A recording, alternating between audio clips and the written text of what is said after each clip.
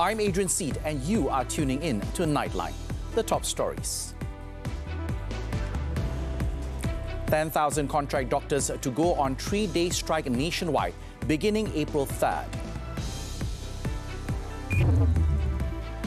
And vape industry players given until April 30th to register with Customs Department.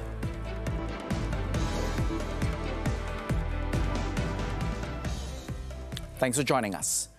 A group claiming to represent contract doctors said they will proceed with their 3-day nationwide Black Monday strike from April the 3rd to the 5th, but it will not involve any demonstration or walkout. The group, known as Mogok Doctor Malaysia on Instagram, claimed that between 10,000 and 12,000 medical officers will go on strike by taking medical or emergency leave to protest against an unfair system and low wages.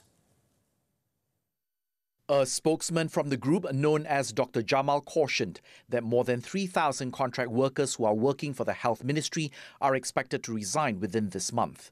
The decision was made as 87% of contract doctors were not offered permanent posts by the ministry recently. Amongst the demands are the absorption of all contract medical officers into permanent positions, basic salary increments, higher on-call rates, and an automatic reduction in the compulsory service term for medical officers to 3 years.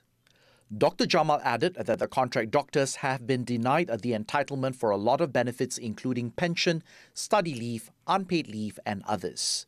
Their salaries were also much lower than those who are in permanent posts, at about 1,000 to 2,000 ringgit per month, even though their responsibilities were the same. The group also alleged that leaves and off days have been frozen at some hospitals to stop contract doctors from participating in the strike. Members of the public were also warned of longer waiting time at government hospitals and clinics during the strike. It was understood that most of the contract doctors also participated in the Hartal Doctor Contract Movement, which staged a nationwide walkout over similar demands 2 years ago. The Health Ministry, in a posting on its Facebook page on Sunday, reminded healthcare workers against participating in illegal assemblies, adding that disciplinary action will be taken if there is evidence of them taking part in such activities. Now responding to the contract doctor issue, Deputy Prime Minister Dato Sri Ahmad Zahid Hamidi said the government will ensure the implementation of a win-win solution so that no party will be at a loss or feel left out in resolving the problem. As chairman of the high-level committee to resolve the issue, he said that he will present the details and proposals on the matter, including granting permanent employment to current contract doctors, to Prime Minister Dato Sri Anwar Ibrahim soon. Beberapa syarat-syarat skema baru akan diperbincangkan. Jadi saya harap mereka memberi peluang kepada saya yang telah diberi kepercayaan sebagai pengurusi high level committee ini untuk menyelesaikannya dengan cara terdekat. Dan insya-Allah tidak ada masalah yang tidak boleh kita perbincangkan dan selesaikan. Saya tahu masalah ini masalah lama, tetapi saya yakin ianya boleh diselesaikan insya-Allah. Dato Sri Zahid told this to the media at the 2023 Santunan Kasih Ramadan program at Sri Semarak People's Housing Project in Kuala Lumpur on Sunday. He also believed that contract doctors should be accorded fair treatment and their welfare protected according to the government service procedures and schemes. Meanwhile, all government hospitals have been ordered to be on standby mode starting on Monday to brace for a possible 3-day strike by contract doctors. Health Minister Dr. Zaliha Mustafa said the ministry would conduct checks at all government health facilities to ensure that they carry on as usual. She also said that while she understands the plight of contract doctors, strikes should not be the solution. The minister also stressed that the doctors are bound by the Civil Service Code of Ethics, adding that the ministry had issued a notice to the medical officers to remind them of the importance of the health services. On Saturday, Dr. Zaliha said the cabinet had agreed to set up a high-level committee to deal with the contract doctors' issues.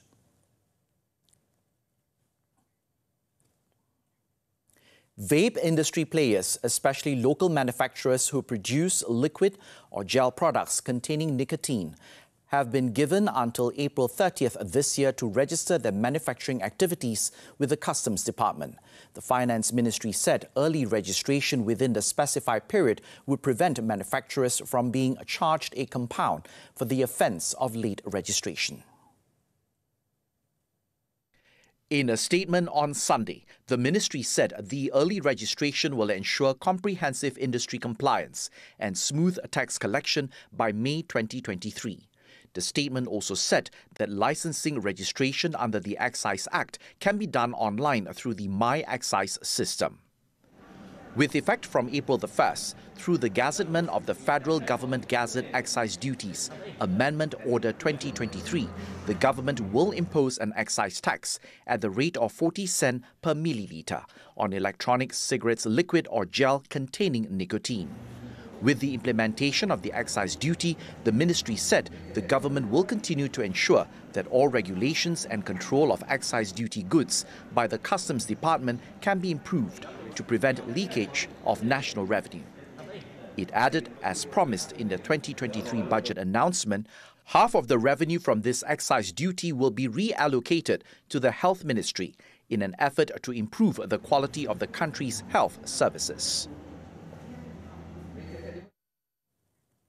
The Home Ministry has stressed that the online sale of firecrackers and fireworks is prohibited. Its Minister Datuk Sri Saifuddin Nasution Ismail said that this was part of the guidelines decided by the ministry in approving the sale of 46 types of Happy Boom and Pop-Pop firecrackers.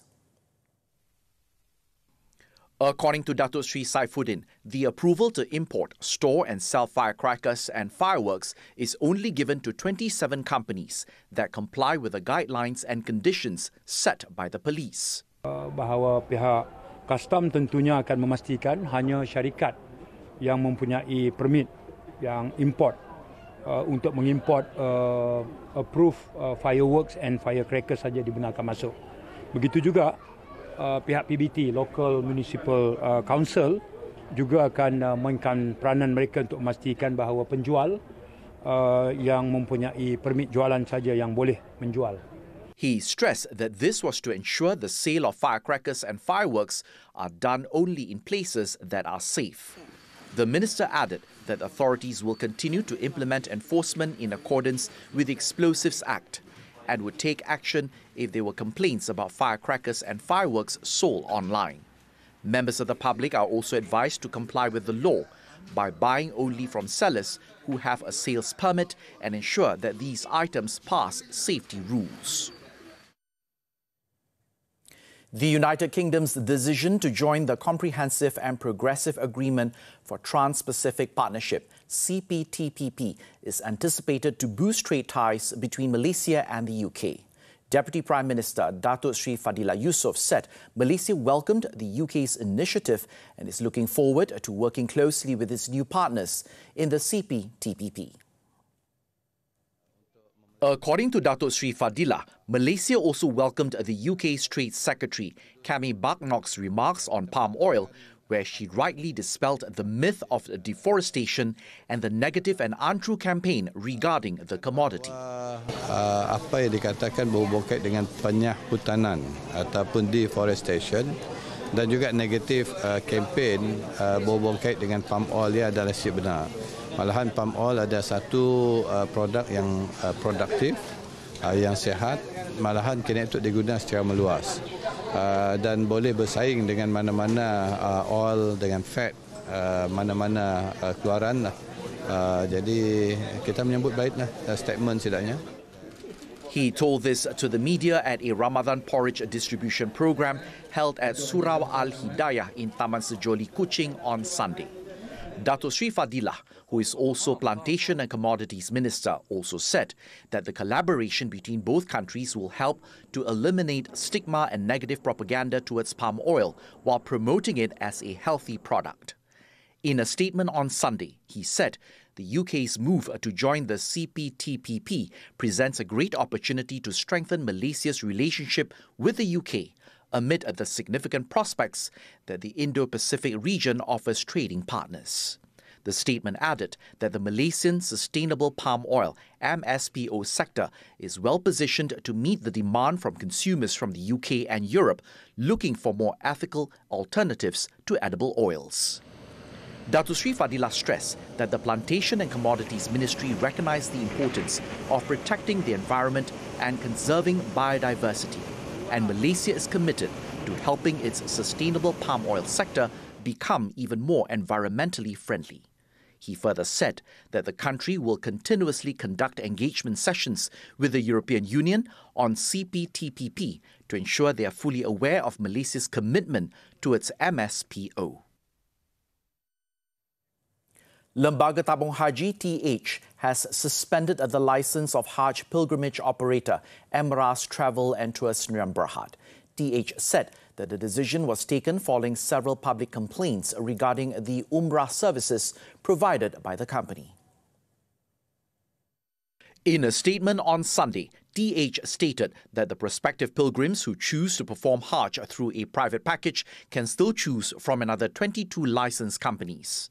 The board also said that it constantly monitors the performance of licensed Hajj pilgrimage operators, including those offering Umrah services, and will not hesitate to take action against any party to protect the welfare of prospective pilgrims. On March 31st, more than 100 prospective pilgrims who had paid over 100,000 ringgit for their Umrah packages demanded a refund after it was postponed by the company. Meanwhile, Emirates in a statement denied it had scammed the prospective pilgrims and pointed out that the postponement was due to a sudden increase in costs of accommodation and flight tickets. This was due to the high demand worldwide following the ease of COVID-19 restrictions in Saudi Arabia. The Federal Agricultural Marketing Authority, FAMA, has distributed 21.5 million eggs via 369 outlets nationwide to ensure that the supply is sufficient throughout Ramadan and Aidilfitri. Its Acting Director General, Abdul Rashid Bahri, said the demand for grades AA, A and B eggs were increasing this fasting month as they are the main ingredients in the making of cakes, cookies and food for breaking fasts. Kita selalu membuat engagement dengan pihak pemekal. Bila kita berlaku kekurangan di satu tempat, kita akan berbincang dengan mereka. Kita ingin menambah bekalan di tempat tersebut. Jadi kita bekerjasama dari segi kuota untuk dibagi kat FAMA lah untuk meningkatkan bekalan, terutama di Pantai Timur. Rashid said this to the media after launching the direct sales from farms Ramadan Madani at the Pasar Tani program in Malacca on Sunday. He also pointed out that the recent supply shortage of grades AA and A eggs was due to some chicken farms not being able to cope with the high demand for the eggs. However, the problem has been resolved through cooperation with egg suppliers in Malacca who have increased their supply recently. He added Malacca, as the main egg supplier in the country, has been given the task of carrying out an intervention program since last November to ensure that the egg supplies in the local market are sufficient. Traders have been advised to avoid having sales promotions that are misleading, especially during the festive season. Shah Alam District Police Chief ACP Muhammad Iqbal Ibrahim said this after a mad rush to buy Aidilfitri attire at a bargain spiraled into chaos at a clothing store in Section 7 on Saturday.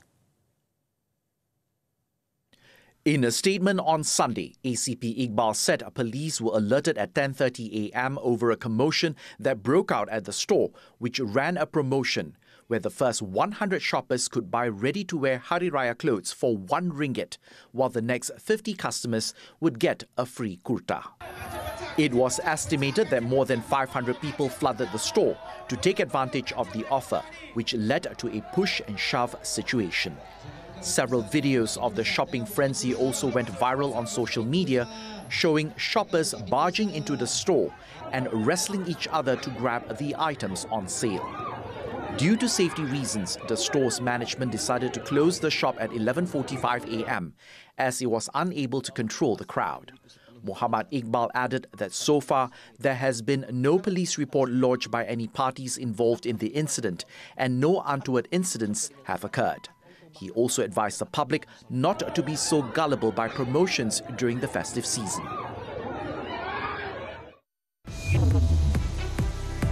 Forest fire in central Seoul forces evacuation of 120 homes. News from the foreign front when we come back.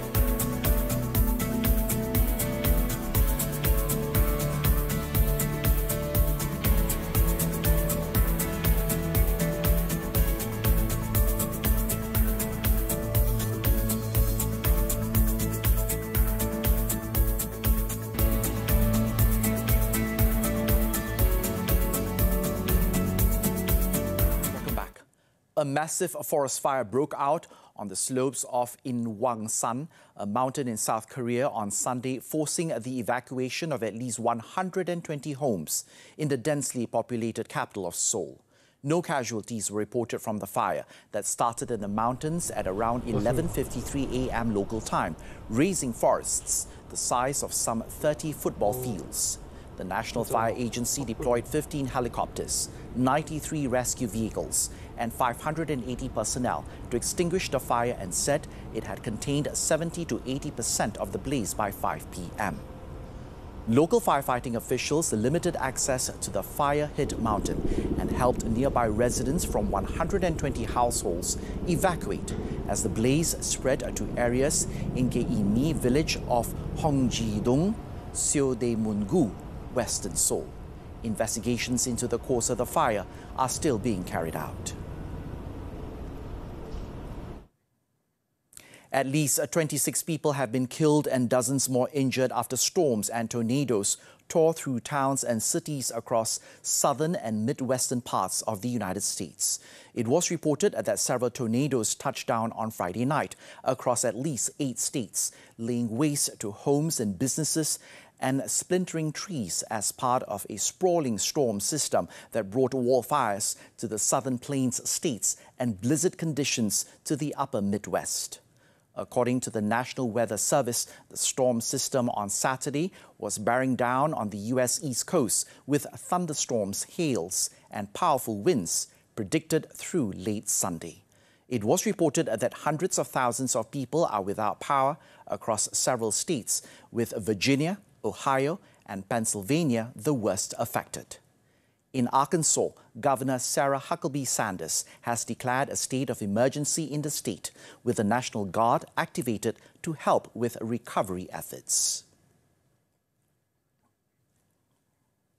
Voters in Paris are set to decide on Sunday on whether to banish electric scooters for rent from the streets of the French capital, which was a pioneer in adopting the divisive new form of urban transport. Parisians were expected to vote on the issue at 203 polling stations across 21 locations until 7 p.m. local time. Self-hire e-scooters were first introduced in Paris in 2018 as a greener alternative to cars and the public transport network. However, an increased number of accidents and irresponsible use has seen the French capital's mayor, Anne Hidalgo, calling for a referendum on whether they should stay. Although the result is not legally binding, Hidalgo has promised to honour the result. City authorities have progressively tightened regulations, creating designated parking zones, limiting the top speed and restricting the number of operators.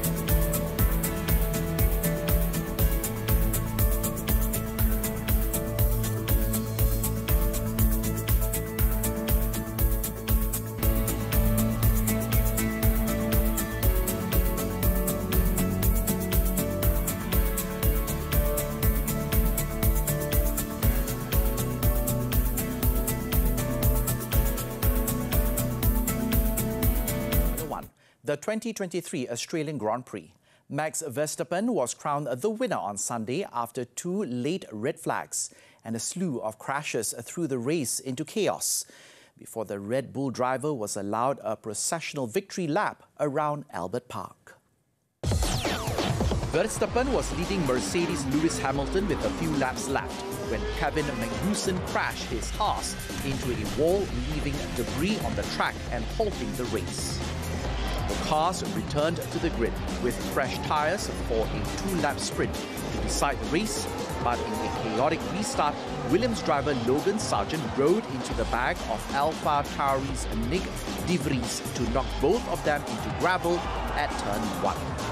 Alpine drivers Pierre Gasly and Esteban Ocon then crashed into each other to leave a trail of debris on the track and trigger another red flag, the third and last for the race. After lengthy deliberations, stewards decided the race would finish with 1 lap behind a safety car in the order of the previous start, minus the cars that had crashed out. That allowed Verstappen to claim his second win of the season, ahead of Hamilton with Aston Martin's Fernando Alonso third. Red Bull has now claimed all 3 Grand Prix wins in the new season, a record for the team, resuming their dominance after their runaway success in 2022.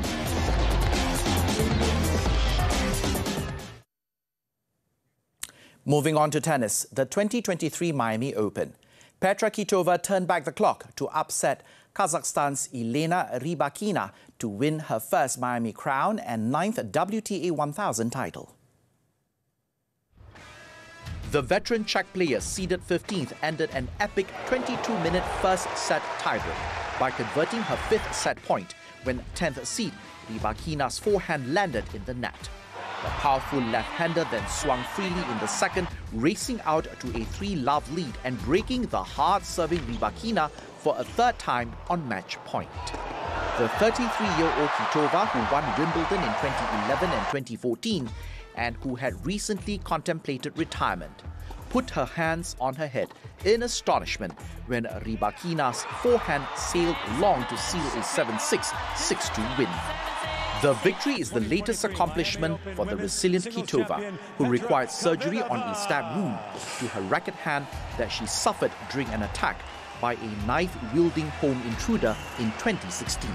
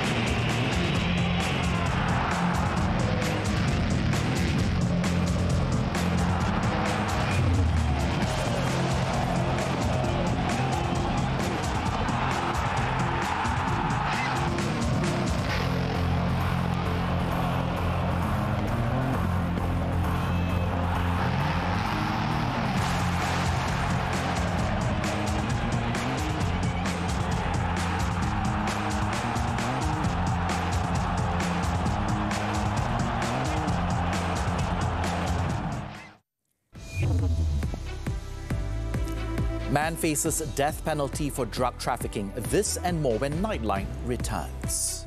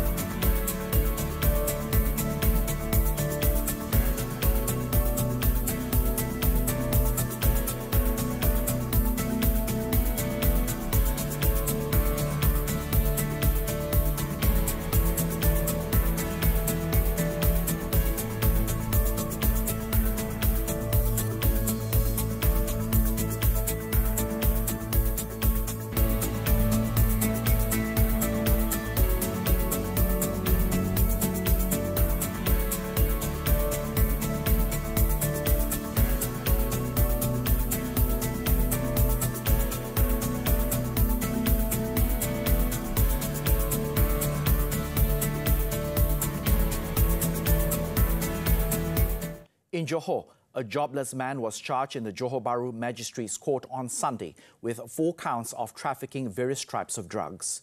39-year-old Teng Ping only nodded after the charges were read out to him before Magistrate Hidayatul Shuhada Shamsuddin, who then set May 15th for case mention. The accused was charged with distributing ecstasy in powder form weighing more than 5.2 kilograms and cannabis weighing 486 grams at a house in Taman Bukit Indah, Iskandar Putri on March 21st. He was also charged with distributing Eramin 5 pills weighing 865 grams in a car at the same place and date. The charge under the Dangerous Drugs Act provides the death sentence or life imprisonment and a minimum of 15 strokes of the cane if convicted. The man was also slapped with 2 additional counts of possessing ketamine weighing 850 grams and 53 grams respectively at the same house and date.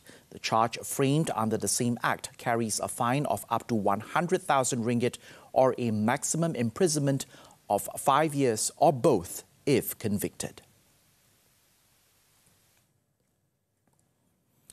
In Pulau Pinang, police have arrested 3 local men for their alleged involvement in a riot outside City Stadium in Georgetown after a football match between Pulau Pinang FC and Perak FC last Friday.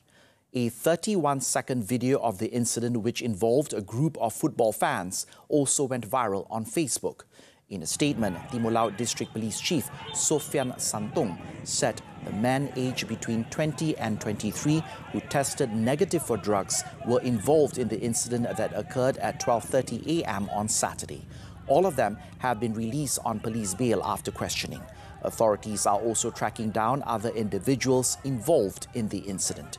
The case is now being investigated under the Penal Code for rioting.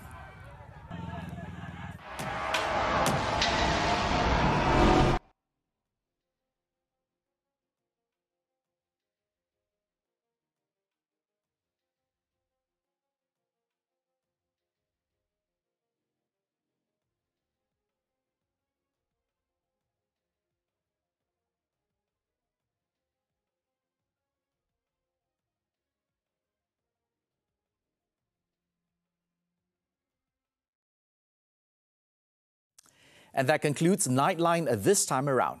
As we wrap up, let's take a look as bakeries in the Middle East buzz during Ramadan with customers eager to buy crunchy or soft desserts drenched in sugar syrup or stuffed with nuts and dates to enjoy in the evenings following a long day of fasting. I'm Adrian Seet. Thank you for tuning in, and to our Muslim viewers, Selamat Bersahur.